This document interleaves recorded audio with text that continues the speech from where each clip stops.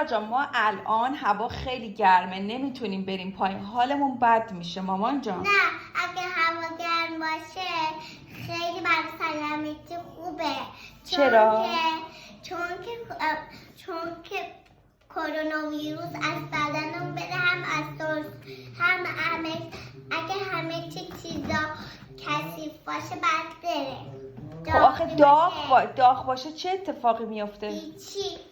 داغ باشه چه؟ خب داغ باشه میسوزی، پله سرسره داغ باشه میسوزی مامان. نه نمیسوزم. چه اتفاقی میفته؟ هیچی. هیچ اتفاقی نمیفته. گرما برای چی خوبه؟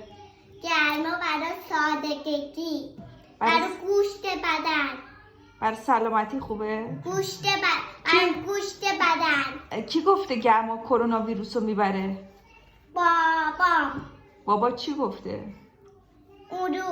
اون روز چی گفت برای سلامتی خوبه داغی. داغی برای سلامتی خوبه؟ منم در صورتم شستم هم با داغی. آب داغی باز کردم دیدم چقدر خنکه. راست میگی آب داغ خنک بود؟ آره. واقعا راست میگی؟ آره. خب الان که دوستات به خاطر اینکه هوا داغه نیومدن پایین که. ماما اگه صدای ما رو بشنون میاد. من از کجا بدونم اونا صدای ما رو میشنون؟ ماما وقتی داریم پا میکوبیم صدامون رو میشنون میاد. راست میگی؟